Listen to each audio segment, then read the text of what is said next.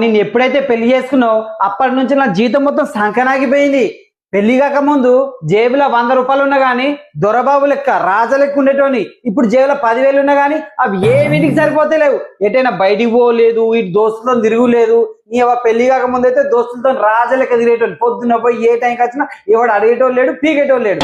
నీ అబ్బాయి ఇప్పుడు బుత్తం తాటేడు పోతే చాలు, హలో ఏడున్నావు, ఏం చేస్తాను, ఎప్పుడు వస్తావు, ఏం తెస్తాను, నాకు షాపింగ్ తీసుకుపోతానవా, పిల్లల ఫీజులు కట్టినవా, చెయ్యి అవ్వ జీవితం. అటు ఆఫీస్ పోతే వాడు సాగు కొడతారు, ఇంటికి వస్తే మీరు సాగు కొడతారు. ఇక మాకు ప్రశాంతం ఉండదు అని పెళ్ళైన తర్వాత. ఇక ఊరికే మీ ఎంబడి తిరుక్కుంటా, ఇంటి చాకరీ చేసుకుంటా, ఆఫీస్ చాకరీ చేసుకుంటా. చెయ్యి ఈ అవ్వ మగ పుట్టుక మొత్తం వేస్ట్ అయిపోయింది, సంతోషం లేకుండా అయిపోయింది. ఏ గండను దాపరించినావు నువ్వు నాకు మొత్తానికి. పిలిచిరా అండి? ఏ లేదే, పాటింటానవా? అవును. ఏం పాట? పెళ్ళం చెప్తే వినాలి ఆ పాట వింటున్నాండి.